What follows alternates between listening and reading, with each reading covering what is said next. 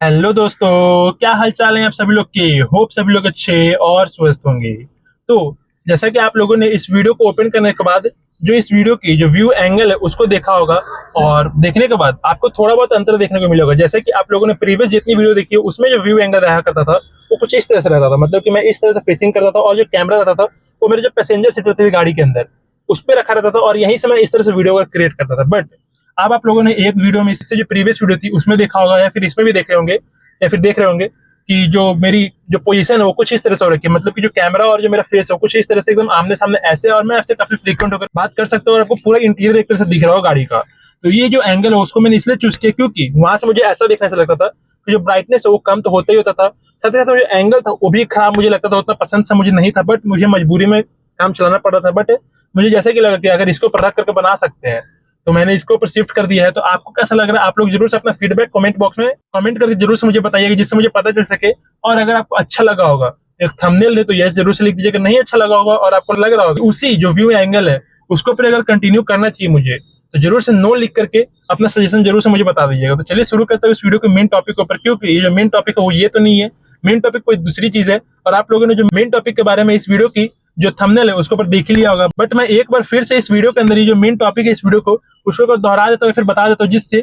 जो भाई अभी जुड़े होंगे या फिर जो अभी फिर से देख रहे होंगे तो उनको पता चल सके। तो इस वीडियो की जो मेन टॉपिक रहने वाली वो रहने वाली है कि अगर हमारी गाड़ी की जो इंजन रहती है अगर टाइमली पुराना होते जा रहा है तो जो आपको उसमें पिकअप देखने को मिलती है वो एज कम्पेयर टू बहुत कम होती जाती है, मतलब धीरे धीरे कम होती रहती है। बट कभी कभी होता ही है कि हद से ज्यादा जो उसकी जो पिकअप है वो कम हो जाती है, या फिर बहुत ज्यादा एक्सीलरेशन दे रहे पर तब भी गाड़ी की जो इंजन वो पिकअप नहीं ले रही है। और पहले जहाँ पे गाड़ी को जैसे ही थोड़ा सा एक्सीलेटर देता तो वैसी गाड़ी की पिकअप बहुत तेजी से होता था, फिर शुरू से आगे गाड़ी बढ़ता था। तो वो आखिर कम कैसे हो गई, फिर क्या चीज दिक्कत है गाड़ी की इंजन के अंदर की वो आखिर पिकअप आपकी एकदम से धड़ाम से गिर गई या फिर ड्रॉप डाउन हो गई या फिर पिकअप चढ़ भी रही है तो काफी धीरे धीरे चढ़ रही है, जबकि गाड़ी एकदम खाली जा रही है तब भी। तो आखिर इसके पीछे मेन दिक्कत क्या है? क्योंकि काफी सारे लोग बोलते हैं इसके बाद की गाड़ी के अंदर काफी सारे लोग बैठे रहेंगे तो पिकअप ऑफकोर्स कम होगी, तो हाँ उस मैटर में होगी। बट मान लीजिए गाड़ी में मैं अकेला बैठा हूँ और गाड़ी की पिकअप इसमें कम हो रही है, अकेले बैठने में भी, तो आखिर इसमें मेन दिक्कत क्या है, कहाँ पे दिक्कत आ रही गाड़ी की इंजन में या फिर क्या दिक्कत आ रही गाड़ी की इंजन में, तो उसके ऊपर मैं बात करने वाला हूँ इस वीडियो में पूरा एकदम पॉइंट बाय पॉइंट में, जिससे आपको पता चल सके और अगर आपकी भी गाड़ी में दिक्कत आ रखी हो तो आपको पता हो।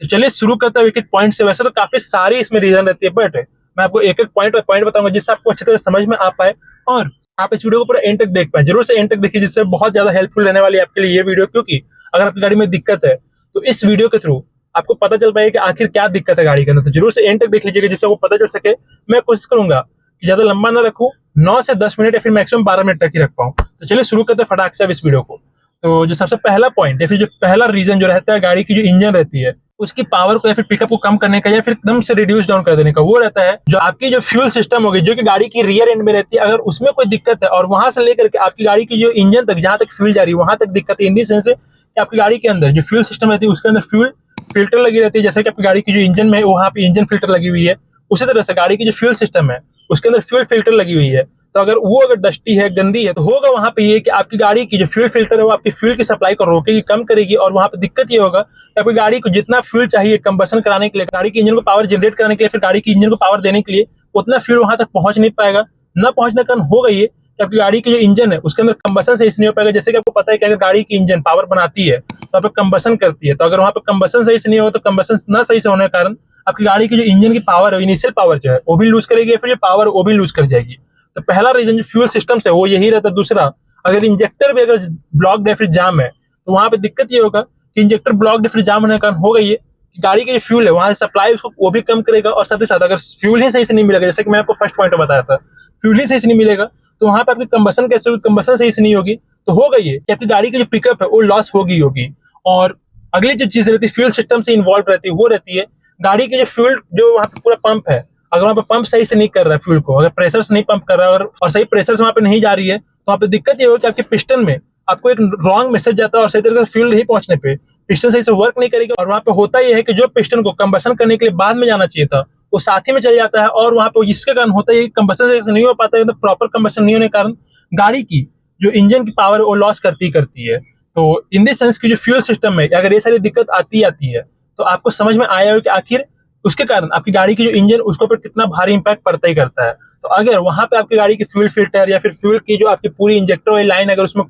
क्लॉग हो रखी ब्लॉक हो रखी किसी डस्ट वगैरह से, तो उसको साफ करवाए ही करवाए, फ्यूल फिल्टर को चेंज करवा दे, गाड़ी की अगर फ्यूल पंप में कोई दिक्कत है उसको देख लें। और जो मेन दिक्कत आती है फ्यूल पंप में वो इसके करना चाहिए। काफी सारे लोग जो गाड़ी रहती है अगर उसके अंदर तेल कम रहती है, यानी कि अगर मान लीजिए कि एंड पॉइंट पे तेल भी है तब भी उसमें चलाते रहते, तो होता ही है कि जो फ्यूल पंप है उसके कारण खराब हो जाता है या फिर उसके कारण दिक्कत होने लग जाती है। और होता ही है कि गाड़ी की जो इंजन है उसके बाद उसके ऊपर भी वो इम्पैक्ट पड़ने लग जाता है। तो ये बात हो गई फ्यूल पंप से रिलेटेड कि आखिर फ्यूल पंप में अगर कोई दिक्कत आई है तो कैसे जो गाड़ी की इंजन है उसकी पावर लॉस करेगी। अगली चीज की बात कर ले जो कि होती है गाड़ी की एयर फिल्टर। जैसे कि जो फ्यूल फिल्टर थी वो कितनी इंपॉर्टेंट रोल प्ले करी थी फ्यूल के लिए। और फ्यूल में जैसे कि मैं आपको एक बात एग्जांपल के द्वारा बताना चाहता हूँ कि अगर मान लीजिए कि आपको पास खाना सही से नहीं पहुंचेगा, मतलब कि जैसे कि गाड़ी के अंदर जो फ्यूल है वो सही से नहीं पहुंच पा रही थी गाड़ी के इंजन के अंदर, तो अगर आपको खाना सही से नहीं मिलेगा तो आप भी नहीं दौड़ पाएंगे। वैसे गाड़ी के अंदर भी होता है। अगली बात के लिए एयर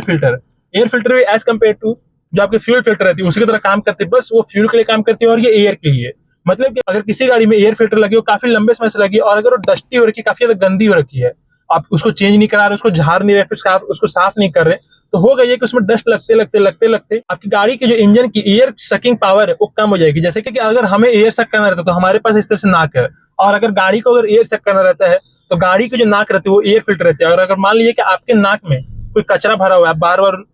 मतलब एयर ले रहे उसको साफ नहीं कर रहे और उसके अंदर कचरा भर जाता है, तो आप बाद में कैसे एयर ले पाएंगे, इनटेक कैसे कर पाएंगे। तो वैसे अगर गाड़ी की जो एयर फिल्टर है वो हवा ले जा रहा है बट आप उसको साफ नहीं कर रहे, उसको मेंटेनेंस नहीं कर रहे, तो दिक्कत ये होगा कि वो एक ना एक दिन जैम हो जाएगा, एकदम खत्म हो जाएगा, खराब हो जाएगा और पूरा डस्ट के कारण हो गई है कि गाड़ी का जो इंजन है वो एयर सक नहीं कर पाएगा। तो वहाँ पे कंबसन में दिक्कत आएगी, मतलब कि जो एयर और जो फ्यूल है वो दोनों मिलकर कंबसन कराता है। तो अगर वहाँ पे एयर नहीं पहुंच पाएगी, सही फ्लो नहीं रह पाएगा उसको वहाँ पे, तो वहाँ पे गाड़ी की जो इंजन है वो पावर लॉस करेगी ही करेगी डेफिनेटली। आप मेरे चीज लिख के ले लीजिए। अगली चीज की बात कर ले जो कि होती है अब एयर कंबसन के बाद एयर बाहर की तरफ निकलना भी चाहिए। गाड़ी से अगर एयर निकलेगी नहीं बाहर तो वहां पे दिक्कत आएगा। और एयर बाहर निकालने का काम जो करता है वो करता है कैटलिस्ट कन्वर्टर, जो कि अगर उसमें क्लॉग्ड हो जाता है फिर उसमें भी डस्ट वगैरह जम जाता है, जो कि आपके फिल्टर की तरह ही होता है। अगर उसमें अगर डस्ट वगैरह जम जाता है तो वहां पे दिक्कत ये भी हो जाएगा कि गाड़ी की जो एयर है वो बाहर नहीं निकल पा रही है और उसके कारण हो गई है कि कंबसन वहां पे हो तो रहा है बट पावर एक तरह से जनरेट नहीं होगा। और जनरेट न होने के कारण आपकी गाड़ी की जो इंजन है उसमें दिक्कत आएगी। गाड़ी की जो कंबसन वाली पाइप है जो कि बाहर आपके एग्जॉस्टर उसमें भी दिक्कत आ सकती है।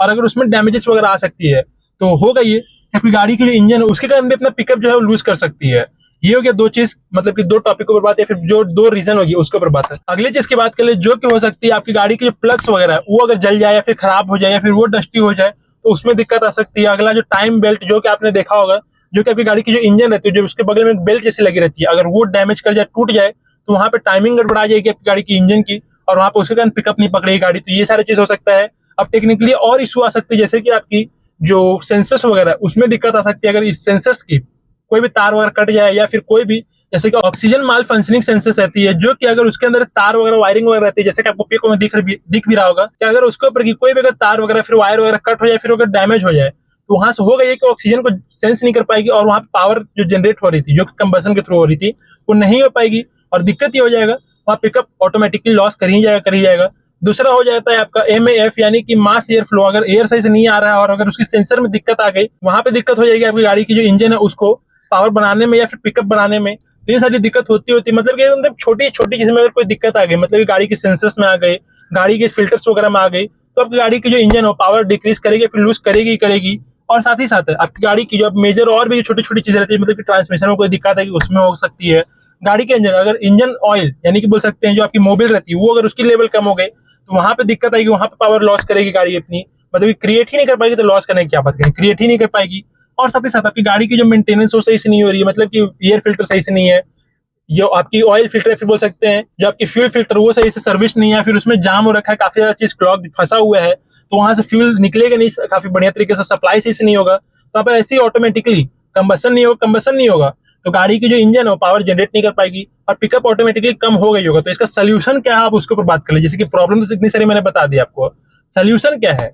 इसका सोल्यूशन जो मेन रहता है वो रहता है कि आप अपनी गाड़ी की टाइमली सर्विसिंग पहले फर्स्ट ऑफ ऑल कराएं, जिससे हो गई है कि आपकी गाड़ी अगर टाइमली सर्विसिंग करा रहे तो ये सारी चीज ऑटोमेटिकली चेंज होती रहेगा, मतलब कि अपने आप चेंज होती रहेगा। बट अगर आप बाहर की तरफ करा रहे किसी लोकल मैकेनिक से या फिर किसी आउट मतलब कि बाहर के किसी मैकेनिक से तो काफी सारे जो मैकेनिक रहते हैं ये जो मेजर से चीज रहती है गाड़ी की ऑयल फिल्टर हो गई या फिर जो फ्यूल फिल्टर हो गई आपकी जो पूरा यहाँ से लाइनिंग जा रही है वहां तक उसका पर ध्यान नहीं देते हैं। तो काफी बार होता ही है बाहर सर्विसिंग कराने के चक्कर में सारी दिक्कत हो जाती है। भले एयर फिल्टर तो साफ कर देगा निकाल देगा दूसरा लगा देगा क्योंकि वो बेसिक चीज आती है वो करता ही करता कोई मैकेनिक करता है, बट इसको छोड़ देते हैं वो तो यहाँ पे जमा होने कचरा जमा जा रहा है और वहाँ पे एक दिन वो दिक्कत देता है गाड़ी की जो ऑयल है उसको सही से सप्लाई नहीं कर पा रही इंजन तक है, तो वहाँ पे वो दिक्कत दे देता है। तो मैं आपसे ये चीज बोलना चाहता हूँ कि बाहर सर्विसिंग ना कराए, हमेशा सर्विस सेंटर में सर्विसिंग कराए, जिससे आपकी गाड़ी को एनालाइज करेंगे कहाँ पे क्या दिक्कत रहती है और उसको चेंज करेंगे सही समय पे, जिससे आपका पैसा वगैरह ज्यादा ना लगे इन फ्यूचर चल करके। तो होप कि आपको समझ में आया हो कि आखिर क्या क्या दिक्कत होने के कारण आपकी गाड़ी की जो इंजन की पावर रहती है वो लॉस कर सकती है, डिक्रीज कर सकती है, और इसको हम कैसे केयर टेक कर सकते हैं। तो गाड़ी की जो इंजन ऑयल है उसको टॉपअप करा करके रखे, गाड़ी की जो एयर फिल्टर है उसको साफ करते रहे, और कैसे साफ करना है उसको पर तो मैंने ऑलरेडी एक वीडियो बनाकर डाला हुआ, नहीं देखा है तो उस वीडियो की जो लिंक है वो इस वीडियो के डिस्क्रिप्शन बॉक्स में डाल दी गई है, तो जरूर से देख लीजिएगा। और साथ ही साथ जो ऑयल फिल्टर है, ऑयल चैम्बर है, ऑयल का जो यहाँ से पूरा वहां तक मतलब कि जो पंप है उसको ध्यान देते रहे। मतलब कि गाड़ी की जो फ्यूल है अगर कम हो रखी है और अगर लास्ट कांटा पे है तो वैसे लास्ट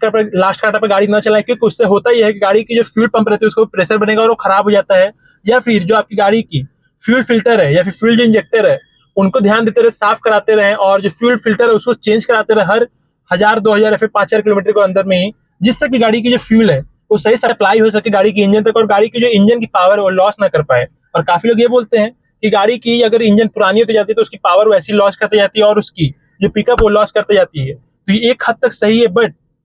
बहुत ज्यादा लॉस करेगी वैसा हो नहीं सकता। और अगर आप गाड़ी को अच्छी तरह से मेंटेन करेंगे तो 8 से 10 साल पुरानी गाड़ी भी काफी अच्छी तरह से पिकअप दे देती है, आप लोगों ने काफी बार देखा होगा। और अगर ओवरवेटेड गाड़ी में, मतलब काफी लोग का ये भी रीजन रहता है कि गाड़ी अगर ओवरवेटेड रहे तो ओवरवेट में तो ऑफकोर्स होगा ही होगा, अगर आपके ऊपर लोड रख दिया तो आप भी नहीं भाग पाएंगे, तो गाड़ी ही है। तो यही सारी बात थी। तो होप कि आपको समझ में आया होगा, और अगर आपकी भी गाड़ी में दिक्कत होगी तो आपको समझ में आएगा कि आखिर कहाँ पे क्या दिक्कत होगी और कैसे दिक्कत होगी। मतलब एक छोटा से छोटा सेंसर तक भी आपकी गाड़ी का काम कर सकता है। तो आप लोगों को ये सारा चीज पता चल गया होगा, और कैसे उसका ध्यान देना वो चीज तो मैंने आपको बता ही दिया है। तो चलिए मैं एंड करता हूँ वीडियो को। इन्फॉर्मेटिव लगी हो तो मैं लास्ट में एक छोटा सा काम करने बोलूंगा आपको कि लाइक कर दीजिएगा वीडियो को, शेयर कर दीजिएगा इस वीडियो को अपने सारे दोस्तों के साथ, और ऐसी गाड़ी से रिलेटेड, क्विड से रिलेटेड, ड्राइविंग से रिलेटेड और भी इन्फॉर्मेटिव वीडियो देखने के लिए फ्यूचर में सब्सक्राइब कर दीजिएगा मेरे चैनल अमन ऑटो मोटिव को, जिससे आपको ऐसी वीडियो मिलती रही गाड़ियों से रिलेटेड फ्यूचर में भी। तो चलिए वीडियो देखने में बहुत बहुत धन्यवाद। जय हिंद, वंदे मातरम।